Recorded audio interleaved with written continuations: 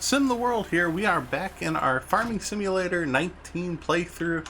This is the Alpine expansion, one of the newest DLCs in the game. And boy, do I have an exciting episode for you guys today. I am really excited. Let's get straight into it. So the first thing I want to mention is I've been brainstorming a few ideas, like the direction of the series, what we're going to be doing, what our end goal is actually going to be. And I think I have a pretty good idea. I've been playing around with a bunch of the mods, looking into really how big and what we can really expand this dairy operation to be. I would like to see us kind of make some big plays, in the sense of we've got a big map here. There's a lot of land to be had. There's also a lot of milk in demand. So of course, I want to take it all. I want to see how close we can get to controlling this region of the map, controlling the dairy exports in the Alpine area. And of course, this will take time, but it will take money as well. What I want to do is I want to transfer the milk into the tank. I want to see how much milk we have. Also, in this endeavor, I've been doing some research into the cows as well. And this is the first order of business we need to talk about. The cows, since we're playing in seasons, this makes it a little more realistic. We're doing well, it's technically 12-day seasons, 4 in each subsection. The cows specifically, what changes when you play in seasons is that there's gestation periods and breeding periods, in which when you buy the cows, they come artificially inseminated.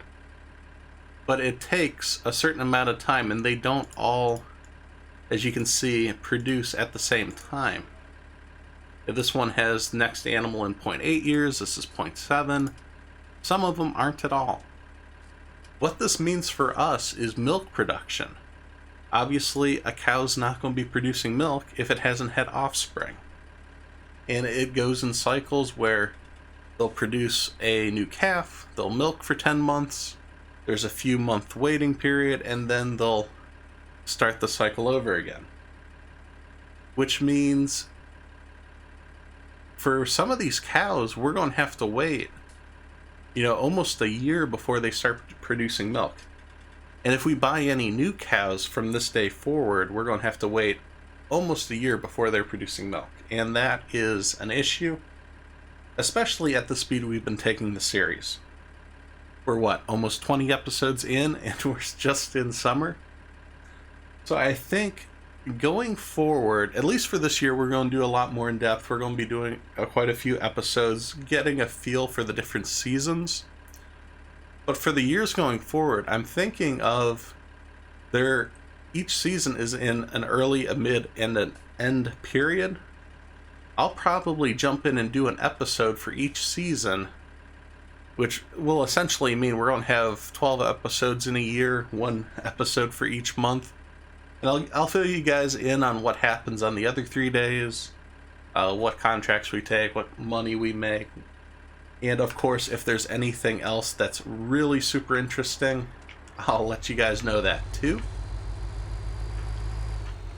Otherwise, that way we're not just repeating doing a bunch of fertilizing jobs, or as we're going to be doing this summer, a bunch of baling jobs. I want to keep things new, fresh, exciting, as well as, getting a taste for the seasons DLC, while also being able to expand a little bit. At the rate we're going, we're never going to get to a new year. It's going to take me hundreds of episodes to get to a larger farm. And, well, I don't mind making that. I don't think you guys want to watch all of that. So, doing some highlights, doing things like that might be the smart move. With that said, now that I'm done talking, let's You might have noticed the time was bumped down. I wanted to make sure we could kind of discuss the logistics of the future episodes going forward without having a time crunch. Of course, we are also able to get the cows all ready for the new day. And this is where we're going to start our day. So what I wanted to see first off, let's go ahead and take a look. Milk. We have almost 20,000 liters in that container, and milk prices are rising. So if we wait until it's high demand like we did last time, where it was almost, well, it was over $2,000 for every 1,000 liters, that's almost 40 grand right there. So we're going to keep waiting that out. We don't need the money this second. The next order of business is, of course, at the end of yesterday, I took a bunch of fertilizing contracts. I worked pretty late into the night. Not through the night, of course, but we made a good chunk of money. A good amount of that money was also, I filled the fertilizer with... that spazzed out. It doesn't want you to see, but I did fill this thing full. That was about $13,000. So we're money ahead. The other thing I should mention is, have you guys noticed there's some stuff missing? What's that about? Well, as you can see, we've got a bunch of equipment down at the shop. Here's the idea. We're making a big play today. This is the first step in a much, much larger process that I've got planned. Of course, since we have so much of the mowing gear, we don't need the Forester. We'll just make bales. It's not a big deal. So we're not going to use that anymore. No problem selling. The mowers, if you recall last episode, I mentioned that there are some mowers that also windrow at the same time. That's what we're going to be picking up today. The plow. I don't need a plow. We're not plowing any fields this second. And by the time we're ready to plow, I want something bigger. And of course, this is the compactor for the silage pit. Since we're not doing that anymore, we don't need it. And of course, the lin track that we started with. This is also going, but you'll see why in just 2 seconds. So of course, whenever you sell stuff, I made this mistake early in our series. You want to take it down to the store, you get a better price. Like, for example, this, I think when it was on our farm, it was listing it for a sell price of $24,000 or $25,000. Now it is $29,000. It might just be a 5% increase. I know the tractor was at $88,000 that they were offering. So by driving it down, we're getting an extra $14,000 on that. So make sure you guys are doing that as well.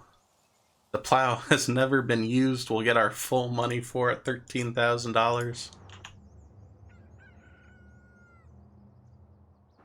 And our last mower. Anything else? That's everything. We are almost at $350,000. I'm going to go to the shop and see what kind of damage we can do. So right here are the mowers I was looking at. These are pretty expensive. This one, 3.2 meters. You can drive it up to 13 miles an hour, so that's faster than the mower we have.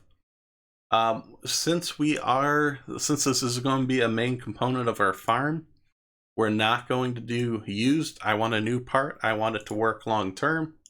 No issues. I also kind of think that's a little sketchy when you're doing that. So, and this is the back mower. Now, it has the feature of, this is the windrow part. We can save $20,000, but it won't collect the grass at the back. By putting it on there, it now does. So we'll buy this. This one's very expensive, $75,000. That's a tough sell. Now you'll notice the horsepower requirement, and that's 200 horsepower. Our workhorse back at the farm, that's only 165 horsepower. Are things starting to click in your mind what we're about to do?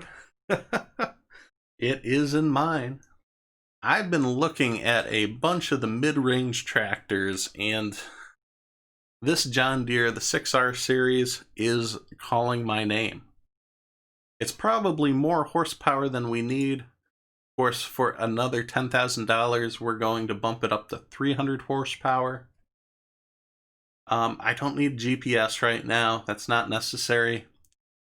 I don't need a front loader attachment for this. We're not going to bother with that. We've got the front loader on the workhorse. That's all taken care of. So, here we go. We just spent so much of our money.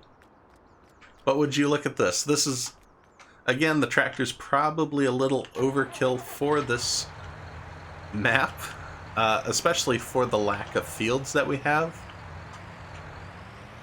But I think it's going to be a huge help when it comes to doing contracts. Let me back over here. We'll get the front piece on. I want to show you guys this in action, because that's what really matters. Yeah, would you look at this? Let's go ahead and check out. There is another baling contract. This is what I want to take. Making silage bales. We're going to use our own equipment, so we save that's almost $700. And this is field 24, so again, it's up over here. I'm going to make my way over there, and I'll meet you guys at the field.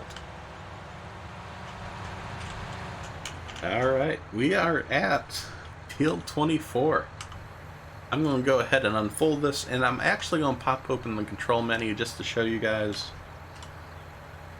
Let's get that front mower working, and of course, the back mower. You'll notice that the back mower, it has two selected work modes. It's the wide spreading, and it also has, if you click Control Y, it switches to swath dropping. We want swath dropping, because this will now put it all right there in the center. So we don't need that windrower. Now, of course, you'll notice we didn't sell the windrower that we have. That actually probably would have been another $10,000. That one mower isn't quite working. You can see if you don't stay on the field, it doesn't like you. There we go. We're on the field, we're cutting the grass that we're supposed to. So yes, we kept our windrower, and I did that because, well, one, we still need it.